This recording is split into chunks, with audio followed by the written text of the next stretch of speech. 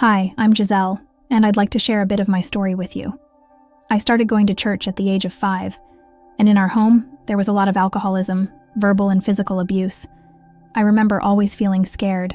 Something was wrong, especially since my older brother was very ill. So my parents spent a lot of time working and taking care of him at the hospital, and I was left alone. The stress was constant. My mother was very young when she had children, and there was a lot of yelling.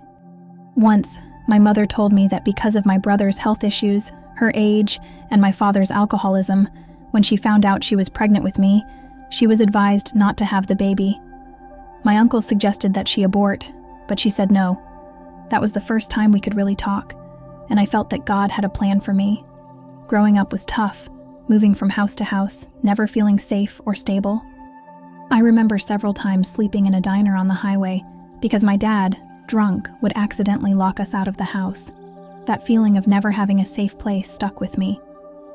At school, I was often bullied and felt like I didn't belong anywhere, especially because, in a predominantly white school, other students would call me the maid's daughter due to my mother's profession. I ended up fighting a few times over this, as I didn't want to be identified that way, but I also felt confused, not knowing where I belonged, since I didn't fit in even with the real Latinos because I wasn't born in their homeland. Although I attended church, I didn't really understand what it meant or what it really meant. Life just went on. As I got a little older, I started to notice that boys were beginning to notice and pay attention to me. I knew biblically that it wasn't right to sleep around or have relations before marriage, but I didn't know that sharing my feelings and emotions with someone was equally serious. So, any boy who would listen, I clung to him, sharing my story and hoping for protection and acceptance. But this came with the expectation that I should sleep with them, and when I didn't, I was rejected and left out. These feelings constantly came back, and this repeated throughout elementary and high school. Until my sophomore year of high school, I met my then boyfriend. I shared my life with him, and he was always there, consistent, and protecting me from other people who bullied me. In my senior year of high school, I became homeless and began living in my car. This happened because my mother and I were living in someone's apartment, and the lease was in the name of the owner's ex-spouse. When they found out we were there, they changed the locks, and we had to leave in one day, putting our things in trash bags. My brother went to a friend's house, and my mom to another friend's house. When asked if I had a place to stay, I said yes, even though I didn't. That night, I called my high school boyfriend and told him what had happened. He said we would figure out what to do, but I never found a place to stay. I ended up parking my car in his neighborhood and sleeping in it, while he, despite being a football player and 6 feet 2 inches tall, slept in the passenger seat to make sure I was okay, as I refused to go into his house. This situation lasted until my first year of college, and it was very hard as I showered at the college. And, as if that wasn't enough, my knight in shining armor ended up cheating on me. This made me feel rejected and worthless. Despite everything, I began to pray a bit and was trying to understand what God thought about all this. In college, I met another guy, tall and white as well. Our first encounter was during a group project, and our first conversation lasted 3 hours, talking about God, although it was supposed to be about the assignment. I found out he was Christian, and everything else seemed perfect. He started pursuing me, but I insisted we were just friends. He took me to his church, and we eventually started dating. His family was very welcoming and loving, even though they didn't know I was still homeless. There came a time when he asked why we never went to my house, and I always avoided the subject. One day he wanted to talk to my mother and see my home. I had to explain my situation. I was living in a room in a basement apartment, very small, with just a bed and a desk, and my mother lived on the other side of the room. I thought he would distance himself after finding out, but I was mistaken. When he told his parents about my situation, they were incredibly supportive and even bought me a beautiful set of sheets and blankets. I was embarrassed, but they showed me a kindness I hadn't expected. They started to become like my family because there was so much instability in my entire life, and here were these people who accepted me, loved me, and took care of me in a way that, unfortunately, my parents couldn't. I began to feel good, worthy, accepted, and loved. 5 years later, we were still dating, and I was like the daughter this family never had. They were very kind to me. After graduating from college a few months later, He proposed to me. I was surprised, but everything seemed to be really happening. We got married 3 months after the engagement, since we had been dating for a long time, and everyone, both his parents and mine, supported us. We got married, and everything seemed fine until I started to realize that something was wrong. I began to sense that something was wrong when I felt a sudden urge to check his phone. And then I saw a message from a girl saying she had loved the time they spent together the other day. I felt completely shattered. I remember advice I received on my wedding day from a relative, saying that if I didn't cook, didn't clean, or didn't keep myself attractive, my husband would leave me. I cooked, cleaned, didn't gain weight, always tried to look presentable, so obsessed with keeping everything perfect that I didn't realize something was missing. We started to have arguments, and I realized how the trauma of growing up in an alcoholic and verbally and physically abusive home was affecting my marriage. Unfortunately, I was verbally abusive during our arguments and didn't realize how this was undermining his masculinity and pride. This doesn't justify what he did, as he continued to do what he did, stopped talking, and being affectionate with me. He even said that if he had met her first, he would never have married me. I remember how I reacted, with lots of swearing involved. I confronted him face to face, despite him being much taller. I was so furious it seemed like I was spitting venom because of the horrible things he said. I don't exactly remember what happened after, but I recall being on the floor, struggling to breathe because of his weight on me. He wasn't hurting me, but the weight of his body made it hard for me to breathe. I remember saying I couldn't breathe, and he coldly told me to die. At that point, I decided that something needed to change. I didn't tell my family what was happening, wanting to keep it a secret. They knew about the cheating, but not that it had become physical. I spoke with the church leaders we attended, and they said it was time to leave, that the situation was clear and becoming physical. After 6 months since he first cheated, I kept trying and trying for another year. Then, I packed my things, called my in-laws, and told them I needed to leave, that something very bad would happen if they didn't come right away. They came quickly, picked me up, and took me to my parents' house, who were shocked by the situation. It was a strange and tense exchange. And there I was, going back home and thinking, wow, I had just said that I didn't need to move, that I had nothing to resolve. Everything we had acquired for our marriage, I left behind, taking only 2 suitcases. So I was starting from scratch, which was awful. My salvation was realizing that at least my parents could shelter me at that moment. I returned to my parents' house at 26, and it took some time before I felt okay again. The environment was still not completely stable. The issues from when I was a child, like verbal abuse, were still there.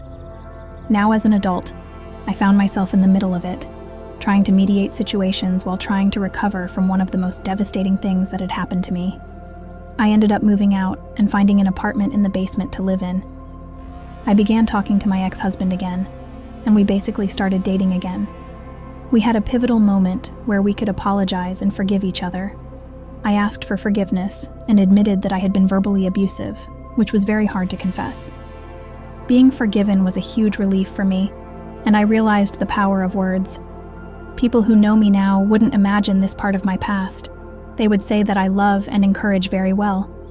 That's because I had to work really hard on it, knowing that what I say can bring life or death, and I had hurt someone who really mattered to me. He forgave me, and I forgave him for what happened. We decided to tell our families that we were dating again. I was a bit skeptical and nervous, and then, suddenly, he disappeared. I was left aside, and he ended up getting another woman pregnant while we were trying to reconcile. Once again, I found myself in a downward spiral. At that time, I wasn't listening to God about whether or not I should try to reconcile, because I didn't handle it the way God wanted. I didn't pray about it, and was trying to restore my marriage on my own. When he got another woman pregnant, I realized that there was nothing left to do but truly seek God. That's when I started to really pray, read my Bible, attend church, and constantly write in a journal about everything I was feeling and about how God and I were communicating, especially through worship. I would play a worship song, and they were exactly the words I needed to hear. During that time, many messages were that I was loved, worthy, accepted, and valued. I don't know exactly when, but there was a moment when I asked God for forgiveness for having put my ex and his family first in my life, as I went from having nothing to having people who provided me with everything I liked.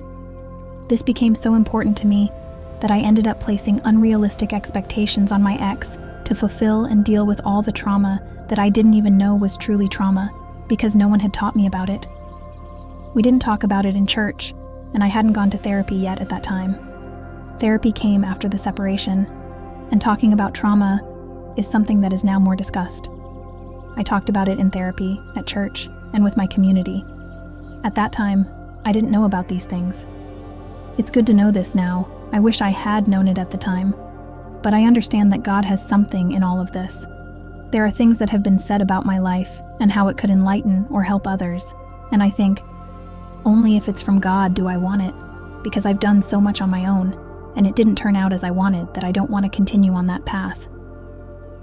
Looking back at that relationship, he showed me that without him at the center, it won't work. I can't trust in men. I have to trust in him.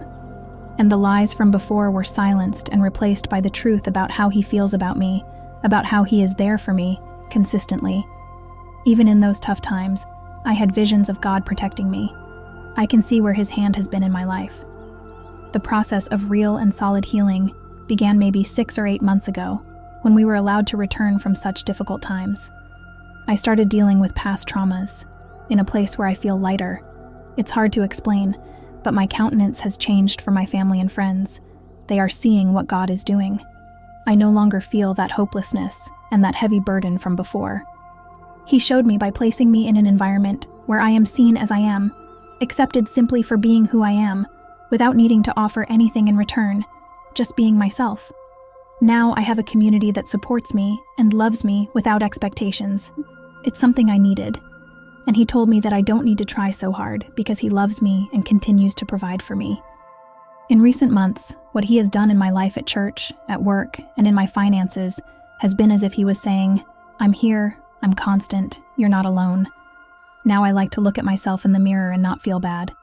I'm happy to be alive, to smile and make others smile. Before, my smile hid a lot of pain, but now it's genuine, coming from the heart. For someone going through a divorce, I know it's one of the hardest things, but God is there. You might not see him, feel him, or hear him, but he is there. He sees your tears, feels your tears, and collects them. You are not alone. And if all you can say is, God, help me today, he honors that, because even if that's all you can offer, if you completely surrender to him, he will meet you where you are. To conclude, even if it's hard, stay encouraged. Seek the Father, for it's the only way to overcome all this. The feelings, the pains, everything that unfortunately comes with a divorce. I didn't have children, but having children makes everything even more difficult. So surrender what you can at his feet.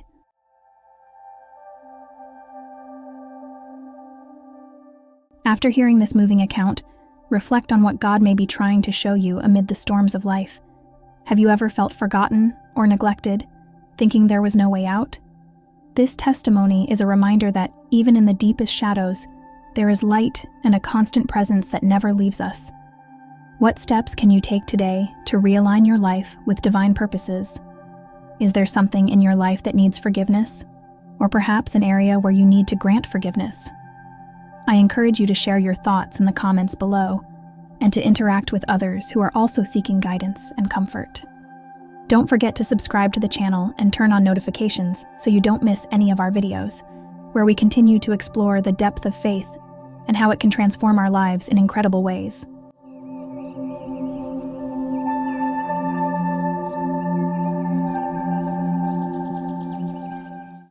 It was a blue place, without land, trees, grass, or water. There was nothing, just a blue atmosphere that stretched for millions and millions of miles where nothing existed. Everything was revealed. Nothing was hidden. There was a large portal that opened. From it came stones of fire. And whoever was rejected by God was cast down from this place, and the stones were so hot that they burned all those outside the portal. That was the heat. The portal closed, and the condemned were sent so quickly that the screams came delayed. A delayed that terrified me. What scared me the most were the people being judged. You could hear when God spoke to them and everything they were judged for. I'm not judging you for what you posted on Facebook, but rather how it affected others. 300,000 people were led astray by one of your posts on Facebook. If you felt moved by this testimony and want to watch this story and more stories like this, don't forget to subscribe to our channel. Here, we share powerful experiences that can transform lives and strengthen faith. Click the subscribe button, activate the notification bell to receive updates, and join our community of faith and hope.